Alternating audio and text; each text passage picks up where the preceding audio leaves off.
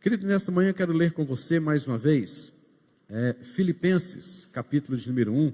Eu farei leitura do versículo 1 e 2 e depois nós vamos nos transportar para Atos 16. Filipenses 1, 2. Filipenses 1, versículos 1 e 2.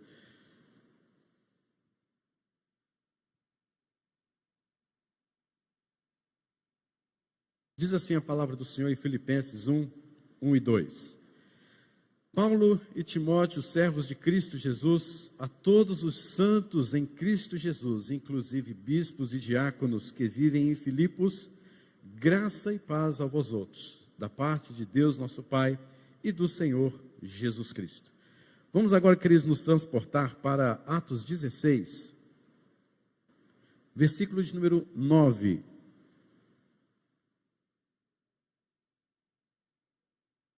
Atos 16, versículo 9, diz assim: à noite sobreveio a Paulo uma visão, na qual um varão macedônio estava em pé e lhe rogava, dizendo: passa a Macedônia e ajuda-nos. Vamos orar nesse instante. Senhor, fale profundamente aos nossos corações, ó Deus. Nós estamos com as nossas mentes abertas, com os nossos corações abertos, para que o Teu Espírito Santo fale profundamente conosco. Pai querido, que nós possamos ser levados pelo Teu Espírito ao arrependimento verdadeiro, à contrição, à obediência à Tua ordem, à Tua palavra.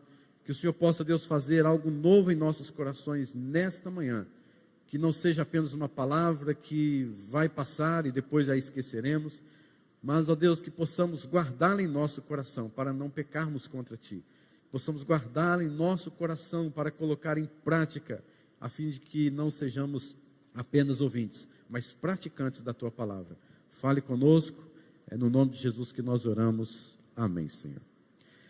Meus irmãos, que bênção para Paulo escrever uma carta como essa, a carta aos Filipenses, mesmo estando numa situação difícil. Mas não somente a situação difícil a qual ele estava passando, aquela prisão lá em Roma, quando ele escreveu essa carta, mas também durante todo o processo de evangelização e de plantação daquela igreja em Filipos, também foi um processo árduo, doloroso, difícil. Então não foi somente este momento em que ele escreveu, mas o momento em que tudo começou na igreja de Filipos. E para a gente dar continuidade à exposição a essa carta, a gente pôde voltar lá atrás para nós vermos como que foi o início, como que Deus trabalhou naquela cidade com pessoas de diferentes formas para ser ali uma igreja.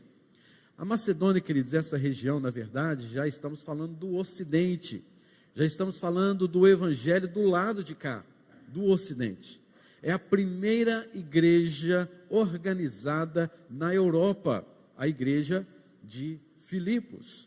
Então nós estamos já percebendo como que Deus já estava trabalhando os confins da terra, como que os apóstolos, missionários, logicamente aqui Paulo, Silas, Lucas, eles estavam já andando nesses mares, navegando por esses mares já da Europa, levando a mensagem de Deus, a pregação do Evangelho, e assim, querido, fazendo com que de fato o Evangelho fosse pregado então até os confins da terra. Mas eu tenho falado, Paulo organizou esta igreja, na verdade ele trabalhou nesta cidade durante a sua segunda viagem missionária. A sua segunda viagem missionária tinha como objetivo passar nas mesmas igrejas da Galácia, onde ele havia também conversado com alguns irmãos, vários irmãos convertidos, e ele queria passar para ver como os irmãos estavam. Mas quando ele chegou numa cidade chamada Troade, ele teve uma visão, um sonho, em que um varão macedônio, neste sonho disse: atravessa a Macedônia e ajuda-nos. Foi o texto que nós lemos. Atravessa a Macedônia e ajuda-nos. Seria uma viagem longa, de dias, mas Paulo compreendeu que aquilo era de fato a vontade do Senhor, e acordaram de madrugada e partiram rumo à Macedônia.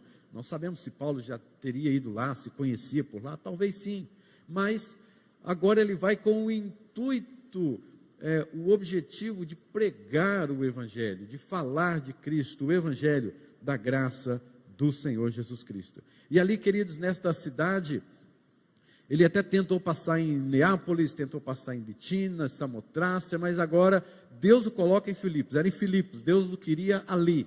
E ali, ele estando em Filipos, ele foi tremendamente perseguido. Aconteceram algumas coisas ali, as quais nós veremos, em que uma mulher se converteu, uma mulher chamada Lídia.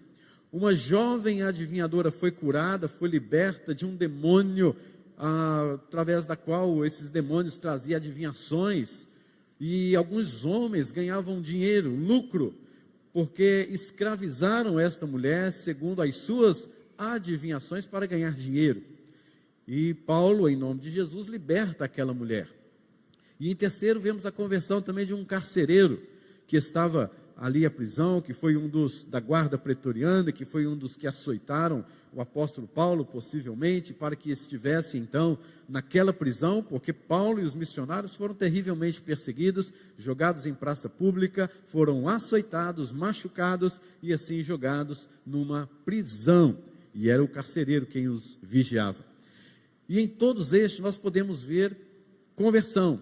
A Bíblia não fala diretamente que aquela jovem adivinhadora se converteu. Fala pelo menos que ela foi liberta daquele espírito demoníaco. Mas a gente percebe que na sequência ela poderia ter sido também, mais tarde, uma dos membros da igreja de Filipos. Podemos talvez afirmar assim, sem problema nenhum. Mas, queridos, primeira coisa que a gente vê aqui, na introdução, para a gente ver algumas coisas em Atos capítulo 16, uma das lições é que todo o projeto missionário da igreja, todo o projeto evangelístico da igreja, tudo que a igreja faz, o projeto propriamente daquele missionário, deve sempre ser conduzido pelas coisas do céu, e não propriamente dos desejos humanos. Nós percebemos que Paulo, ele era uma pessoa muito organizada, muito sistemática, mas ele, ao chegar em Galácia, ele é levado pelo Espírito Santo de Deus a um outro lugar que ele não tinha planejado. Por quê? Porque é o plano de Deus para a vida daqueles missionários, para a obra da igreja. Então, a caminhada da igreja, a obra evangelística de um missionário, a obra evangelística de quem está levando a mensagem do Senhor, nós precisamos entender que é conduzida por Deus e não pelo homem. Muitas vezes, queridos, nós achamos que a igreja caminha nas nossas costas. Muitas vezes nós achamos que, olha, se o pastor Lucas não estiver fazendo isso, se o pastor Emanuel não estiver fazendo isso, se aquele líder lá daquele ministério não estiver fazendo isso, então vai... Não, queridos, nada disso. É o Senhor quem controla a igreja, é o Senhor quem sustenta, é o Senhor quem caminha com a igreja, quem dá planos para a igreja, e nós seguimos o caminho de Deus, não depende de mim. Já imaginou se essa igreja dependesse do pastor da igreja para caminhar com Cristo e tudo mais? Meus irmãos, não teria ninguém na igreja, pode ter certeza disso. Se dependesse de mim, teria ninguém da igreja. Por quê? Porque a unção vem do Senhor, para que nós como um corpo caminhemos, vem das coisas lá do céu, vem dos propósitos de Deus, para a nossa caminhada. A base de fé vem do Senhor, é Cristo quem controla, quem coordena toda a caminhada da sua igreja, toda a jornada missionária durante os séculos. Segunda lição que podemos aprender também, queridos, é que a porta que Deus abre nem sempre nos conduz a um caminho fácil, mas sempre temos a certeza, a convicção de que nos levará a um destino vitorioso. É assim na nossa vida particular também. Nem sempre entendemos os projetos e os propósitos de Deus para as nossas vidas, e nem sempre são caminhos fáceis, são caminhos assim de rosas. Há também os seus espinhos. Na vida da igreja, na vida de missões, na vida dos missionários e evangelistas, da mesma maneira. A caminhada da igreja também, queridos, não é um lugar onde você vai chegar e falar assim: agora sim eu encontrei um caminho bonito, enfeitado, eu vou andar por ele, eu passo lá até com um tapete vermelho agora. Não existe isso, queridos. A igreja, ela de fato existe, a sua vida e etc., mas tem caminhos difíceis para nós percorrermos, tem caminhos árduos, tem caminhos pegajosos, caminhos que nos entristecem, momentos que trazem desprazer, sim, mas segurando na força do Senhor, estando na espera, na entrega da mão, da graça de Cristo sobre as nossas vidas, nós com certeza teremos um destino vitorioso. É o que esses irmãos aqui passaram. Eles foram para Galácia, chegaram lá, tiveram uma visão. Olha, essa visão é de Deus, vamos seguir a visão de Deus, vamos nessa. Acordaram de manhã e foram lá na região lá da Macedônia, atravessaram a Macedônia e foram ajudar aos irmãos da Macedônia. Mas chegaram lá, eles foram presos, antes de serem presos foram açoitados, antes de serem açoitados foram humilhados. À meia-noite cantavam ao Senhor, louvando ao Senhor, e os outros presos, inclusive, ouviam tudo isso também, que eles faziam. Mas eu pergunto para você, se fosse você que estivesse lá com Paulo, se fosse você que estivesse lá com os missionários, sei, Paulo, nós erramos dessa vez, hein? Isso aqui não é a vontade de Deus para nós, mas de jeito nenhum, nós temos que voltar. Quem disse, Paulo, que isso aqui é a vontade de Deus para a nossa vida, passava uns negócios desses? Deus me livre, nós temos que voltar o mais rápido daqui, vamos fugir daqui, vamos planejar uma fuga aqui nessa prisão, porque isso aqui não é de Deus não, Deus não quer isso para a minha vida, Deus não quer, eu não aceito. Já viram isso por aí? Não aceito e eu determino que Satanás está amarrado, isso aí é Satanás, isso é não sei o quê. Meus irmãos, nós precisamos entender que os nossos planos não são os nossos, mas sim, vêm de Deus, e se vem de Deus, ainda que passemos por caminhos como esses, de vergões, de açoites, nós teremos um destino vitorioso. Foi Deus quem abriu as portas para a pregação do Evangelho na cidade de Filipos. O destino foi vitorioso, apesar das circunstâncias adversas. Deus abriu as portas do Evangelho, e não somente isso. Foi Deus quem abriu o coração de Lídia. Foi Deus quem abriu os olhos daquela endemoniada. Foi Deus quem abriu as portas, ou aquelas prisões e aquelas algemas, enfim, foi Deus quem abriu as portas para a pregação na Europa, para o Evangelho ali na Macedônia. Queridos, não vamos ler todo o texto, por ser muito longo, o capítulo 16, mas eu quero salientar alguns versículos que leremos aqui. Mas, em primeiro lugar, algumas lições, então, que podemos aprender com a própria história aqui na cidade de Filipos, a história do Evangelho, a plantação da igreja ali naquela cidade. Em primeiro lugar, é que o Evangelho chega até as pessoas somente pela graça soberana de Deus. O Evangelho só chega até as pessoas pela graça soberana de Deus. Só que para que essa graça soberana de Deus chegue até essas pessoas, Deus soberanamente também usa a mim e a você para levar o Evangelho. Soberanamente. Não pense você que a soberania de Deus é uma pessoa. Porque tem gente que acha assim, né, que Deus vai usar da soberania dele. Mas quem que é a soberania de Deus? É uma pessoa? É a soberania de Deus que vai lá levar o Evangelho? Não é uma pessoa, querido. A soberania de Deus é um atributo de Deus. E essa soberania de Deus, Ele vai calcar essa soberania em você. Ele vai colocar a responsabilidade humana sobre você, e debaixo da soberania dele, debaixo do atributo dele, é você quem vai levar a mensagem do Evangelho, é você quem vai testemunhar. Então a soberania não é uma pessoa que Deus conheceu, olha que pessoa boa para evangelizar, olha soberania. Não, queridos, Ele usa a você, debaixo da sua soberana graça, do seu soberano poder, na sua autoridade, Ele chamou a mim e a você, chamou a igreja, para que no decorrer dos séculos, dos tempos, pregamos o Evangelho a toda criatura, em todo lugar, em todo tempo, para a glória dEle e debaixo da soberania dEle. E o que a gente vê aqui, olha comigo nos versículos, em Atos 16, versículos 13 e 14. No sábado, saímos da cidade para junto do rio, onde nos pareceu haver um lugar de oração. E assentando-nos, falamos às mulheres que para ali tinham concorrido. Certa mulher chamada Lídia, da cidade de Tiatira, vendedora de púrpura, temente a Deus, nos escutava. O Senhor lhe abriu o coração para atender às coisas que Paulo dizia. Quem abriu o coração de Lídia? O próprio Deus. Queridos, olha só, Paulo pregava, Lídia ouvia, e o Espírito Santo abriu o coração daquela mulher. Então, queridos, você já percebe que debaixo da soberania de Deus há uma necessidade de quem prega, há uma necessidade de alguém ouvir e há uma necessidade da ação eficaz do Espírito Santo. Essas três coisas devem concorrer sempre para a caminhada, para a trajetória da igreja na terra. Quem é que vai pregar? Somos nós, a igreja de Cristo.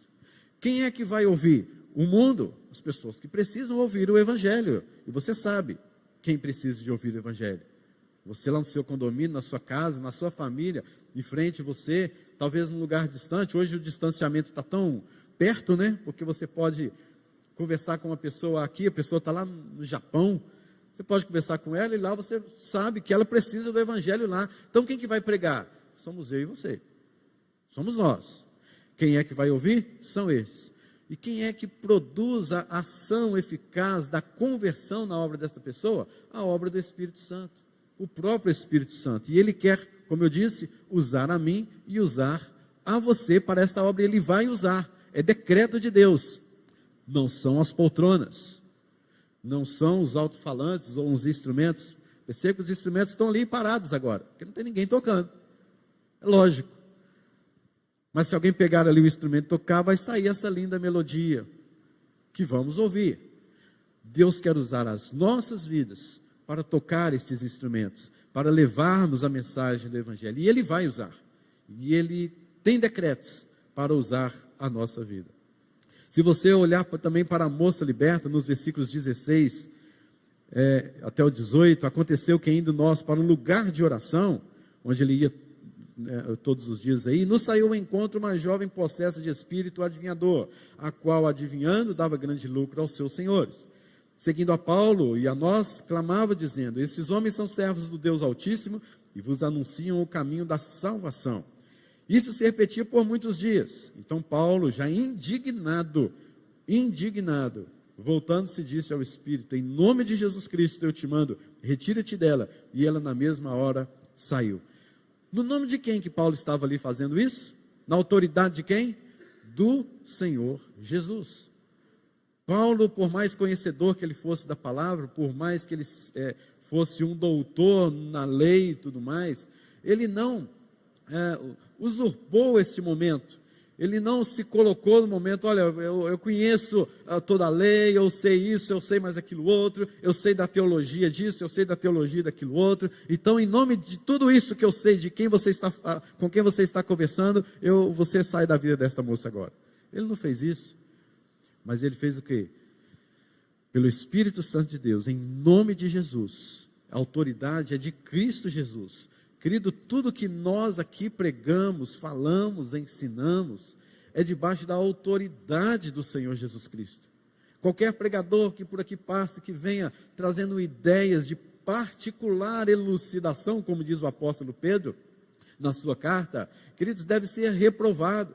Qualquer tipo de pregação que você fala para alguém simplesmente, porque eu acho, porque eu, mais ou menos assim, né? Não, queridos, é debaixo da autoridade do Espírito Santo de Deus, é cheio do poder do Espírito Santo de Deus. E perceba que Paulo está aqui mexendo no momento da evangelização, numa batalha espiritual. Demônios estavam ali, e Paulo passava por ali todos os dias, e aquela mulher ali adivinhando. Inclusive, abrindo parênteses aqui, tem muitos crentes que gostam de horóscopo, né? Tem muitos crentes assim, gente, mas que incrível que é horóscopo, né? Semana passada, lá no nossa pregação, no ponto de pregação lá em Eruana, a gente estava falando, né? Tem gente que gosta, passa perto de um cigano, lê minha mão aqui, né? Gente, que incrível isso. Gosta de querer futucar no seu futuro. Faz isso não, querido. Primeiro que você está pecando contra o Senhor. Segundo, isso não honra o nome do Senhor Jesus Cristo. Terceiro lugar, Deus condena adivinhadores na Bíblia. Deus já mandou até matar adivinhadores na Bíblia. Veja lá para você ver. E qualquer tipo de adivinhação do futuro, viu? É qualquer um. Tem gente que fala até com quem você vai casar, né? Você vai casar com fulano, você vai ter não sei o quê. Cuidado com essas adivinhações. Cuidado, tomem muito cuidado com isso, porque isso é condenado por Deus na palavra do Senhor. Agoureiros, cuidado com isso aí, viu? Fecha parênteses, deixa o horóscopo de lado, em nome de Jesus, e vamos seguindo em frente. É a palavra do Senhor quem nos conduz. Guarda no coração a tua palavra, para não pecar contra ti. Pronto, louvado seja o Senhor por isso. Meus irmãos, mas em terceiro lugar, nós vemos aqui o carcereiro.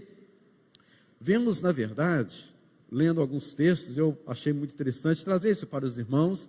Na vida desse carcereiro, neste momento, acontecem aqui 3 milagres interessantíssimos. O primeiro milagre que acontece na vida do carcereiro é um milagre físico, que diz respeito ao seu contexto ali. Perceba, queridos, se você sabe a história, enquanto o carcereiro estava ali, vigiando, passando por ali, guardando aquela prisão onde Paulo e Silas estavam, e onde haviam outros, inclusive a prisão onde eles estavam, segundo a forma como eles foram presos e açoitados, era uma prisão de segurança máxima. Eles estavam bem mais lá no fundo, possivelmente, desta prisão, onde estavam ali na linha já daqueles que estavam prestes a morrer por condenação. Então, o Paulo estava no meio dessa turma, para você ver que a prisão não foi ali uma delegacia, ali uma prisão que eles ficaram, não. Eles ficaram lá atrás, na segurança máxima, de frente para a morte, já estavam para ser entregues à morte. Então, um terremoto aconteceu, as prisões se abriram. Interessante isso, porque quando acontece um terremoto, o que acontece? Graças a Deus, o que nunca aconteceu, né? Mas o que acontece no terremoto que a gente vê é que cai tudo, não é isso, engenheiro Edésio? Isso que acontece, cai tudo, quebra tudo, não fica nada. Mas esse terremoto aconteceu o quê?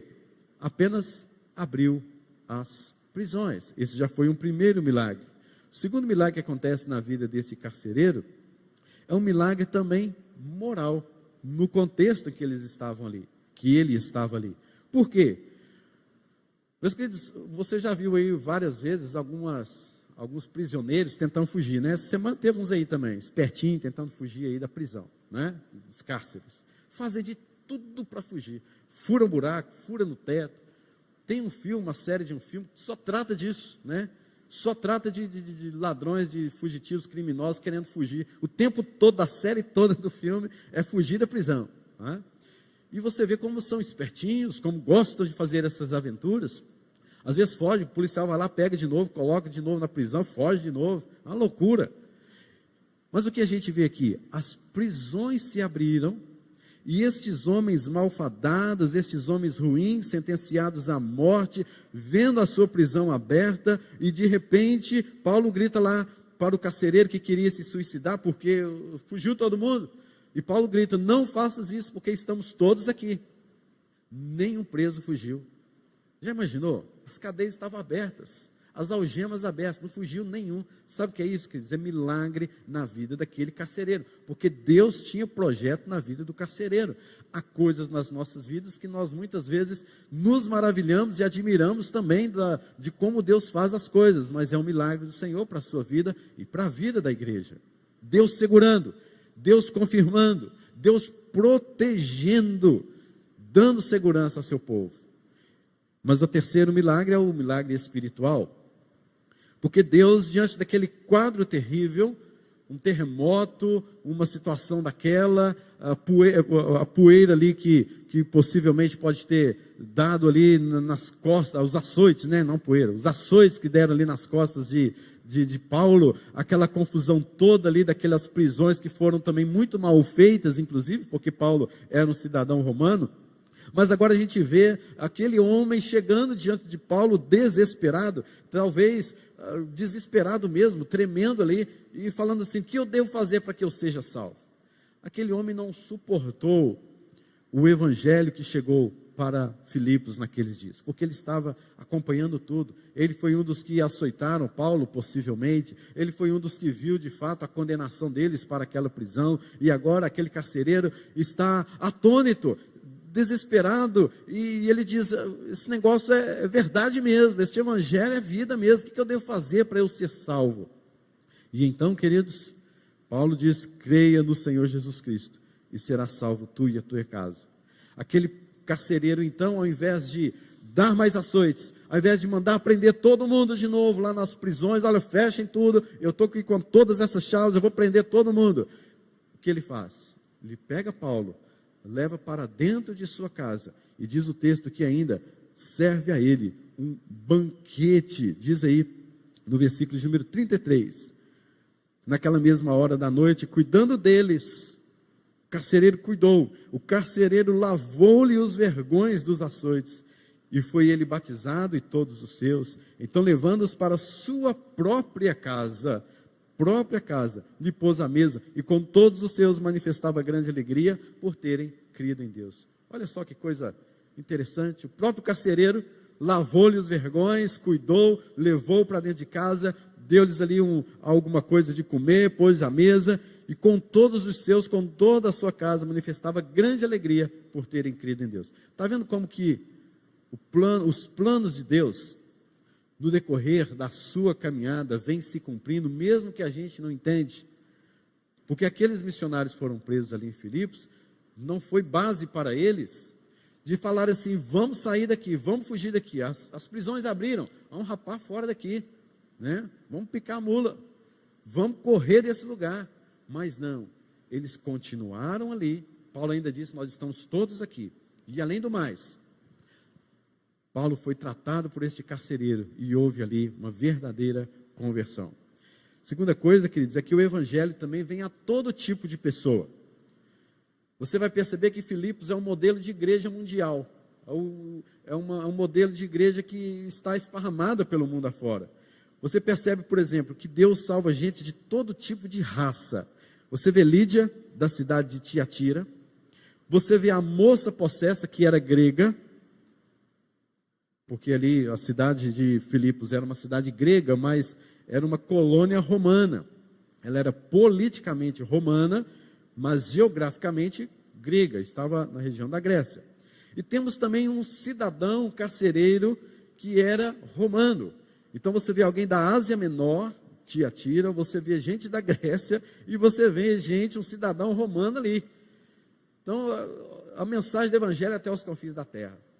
Deus estava ali usando estas três pessoas para que o evangelho fosse multiplicado em todas aquelas regiões.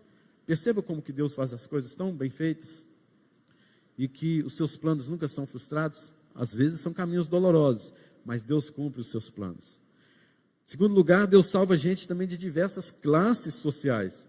Lídia, vendedora de púrpura da cidade de Tiatira. Na cidade de Tiatira era uma cidade muito proeminente no comércio de púrpura. Uma tinta extremamente cara, talvez 100 gramas dessa tintura, dessa tinta púrpura, valeria aí em torno de 20 mil reais hoje.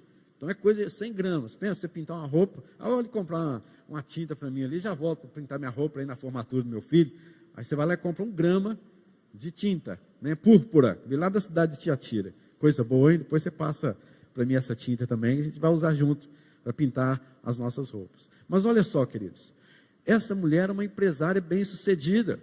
Ela estava lá na cidade de Filipos, trabalhando, mas ela era de fato uma mulher ali temente a Deus, veremos já, mas era uma mulher que na sua classe social era uma mulher grande empresária.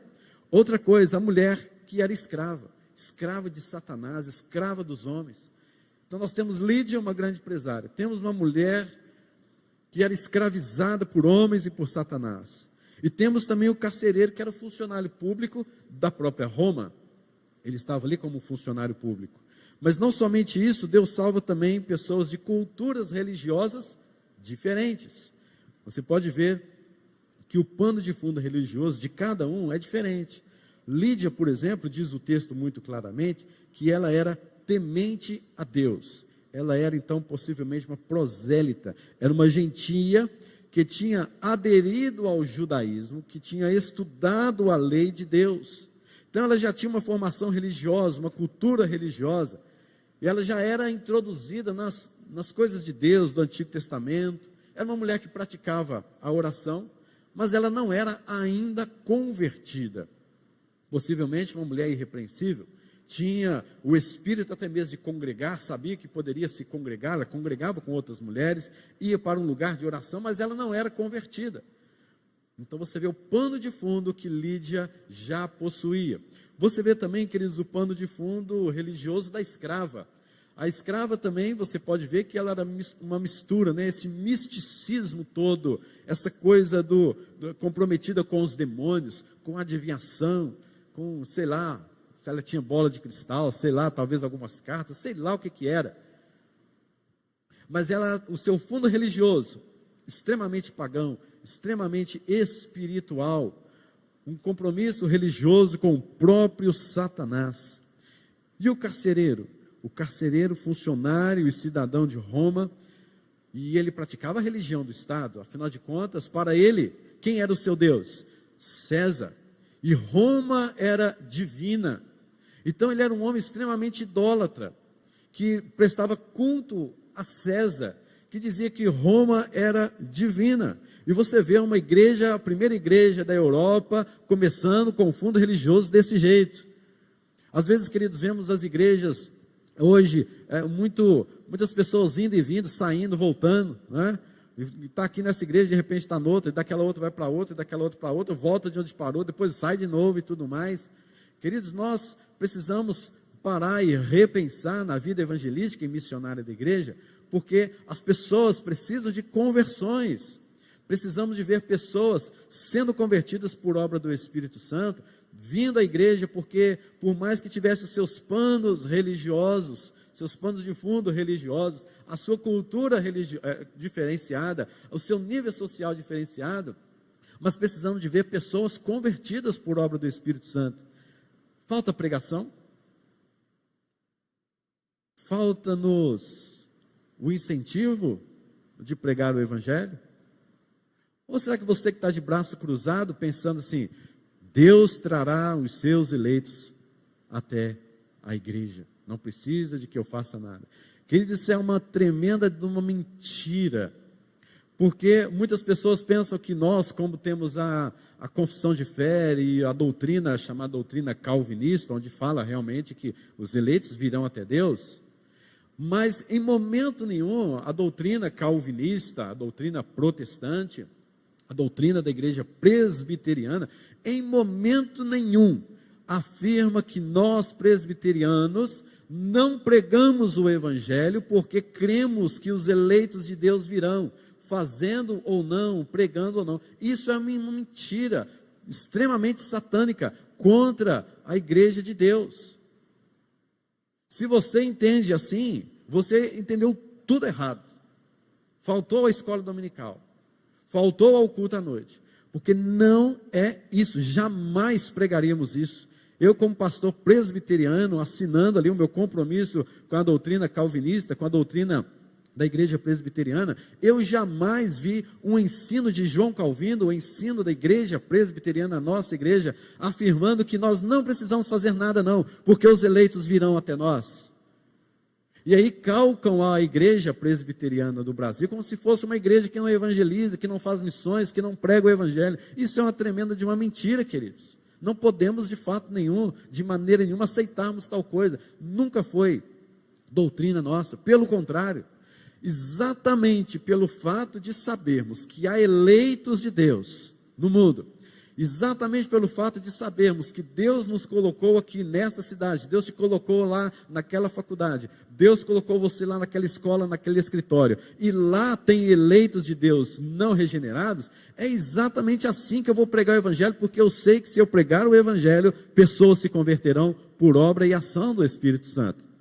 Difícil demais é crer diferentemente, é afirmar que a conversão depende da pessoa, depende do querer dela, da vontade dela, é ela que tem que se converter, a decisão é dela. Aí é difícil demais, porque eu não consigo. Porque se eu sei que a decisão é da pessoa, propriamente da pessoa, eu vou pregar e pronto. Porque eu sei que Deus elegeu, porque eu sei que tem eleitos, eu prego e sei que quando eu semeio, os eleitos virão, ouvirão a palavra de Deus. Alguns não ouvirão, alguns não se arrependerão, mas ouvirão. Mas aqueles que são eleitos, com certeza, ouvindo o chamado eficaz, a graça irresistível, eles virão até Cristo. E você pode ter certeza disso. O semeador saiu a semear. Então, quando você semeia, pessoas se converterão. Não quer dizer que você as verão convertidas. Não quer dizer que você as verá de fato regeneradas, mas a obra está sendo feita, o evangelho está sendo pregado. Amém, queridos? Meus irmãos, para nós partirmos para o encerramento, o terceiro ponto que eu gostaria de colocar aqui, é que o evangelho é poderoso para salvar aqueles que se arrependem. E o que é arrependimento? Arrependimento é a tristeza em ver o estado de miséria espiritual, após ter os seus olhos abertos pelo Espírito Santo, e notar a sua depravação total, notar a sua miserabilidade diante de um Deus, diante de Deus que é santo, que é justo, que é poderoso. Mas não somente isso. O arrependimento diz respeito ao abandono do pecado, o desprezo, o nojo pelo pecado. Mas não somente isso.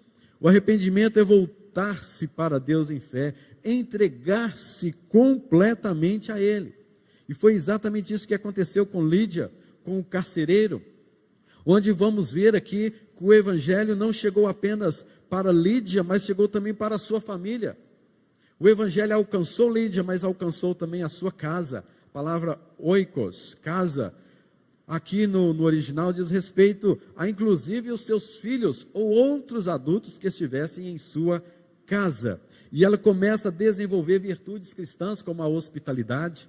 Você percebe comigo no versículo de número 40, que depois que os missionários saíram da prisão, dirigiram-se para a casa de Lídia, e vendo os irmãos os confortaram, então partiram. Uma virtude cristã na vida daquela mulher, ela era hospitaleira. Prova de conversão, prática, as boas obras da conversão. Vemos também o carcereiro, que teve também o seu batismo precedido da pregação. Vemos o seu batismo precedido de fé e arrependimento, e Deus alcançando a família. Promessa de Deus. Creio nessas promessas do Senhor.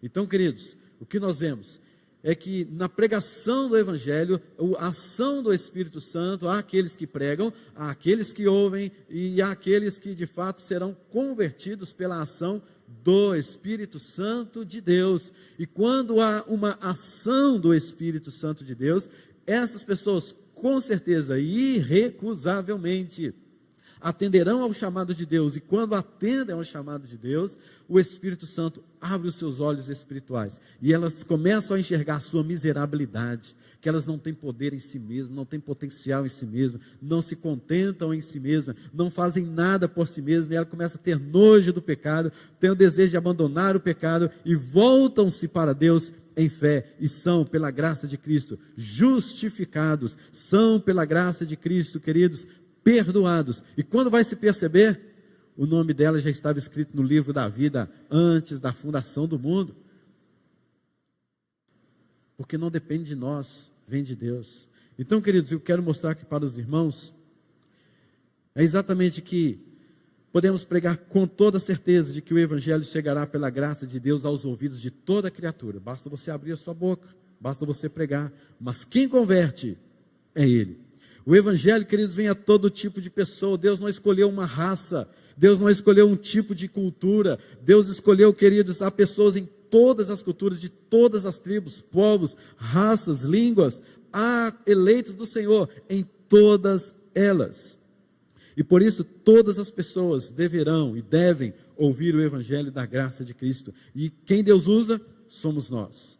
O evangelho, queridos, é poderoso para salvar então aqueles que se arrependem por obra do Espírito Santo. É poderoso para sustentar as nossas vidas em momentos de provas, tais como essas que os missionários passaram. Então, queridos, fale de alguém para Jesus hoje. Fale de alguém para Jesus, essa semana, e fale de Jesus para alguém. Fale de alguém para Jesus, e fale de Jesus para alguém. Deixe Deus te usar e deseje sempre ser usado por Deus. Prega o evangelho e nada mais do que o evangelho. Não precisa de você florear, dizer coisas que o evangelho não diz para tentar alcançar a pessoa, não, tá certo? Prega o evangelho da forma como ele é, simples. Deus vai cumprir os seus planos. Cabe então você a ser obediente à sua ordem. Que o Senhor nos abençoe, que você, querido, assim possa perceber como foi o início da igreja na Europa, em Filipos, como que Deus usou o apóstolo Paulo e os missionários. Foi luta, foi difícil, não é fácil a caminhada da igreja, o início da caminhada da igreja, não é fácil a caminhada da igreja, mas pode ter certeza que o Senhor tem um destino vitorioso para a sua igreja, e esse destino está escrito em Apocalipse, por exemplo, da glorificação da igreja eternamente. Seja aqui, seja lá, o destino da igreja sempre será vitorioso. Amém, queridos? Amém. Louvado seja o nome do Senhor.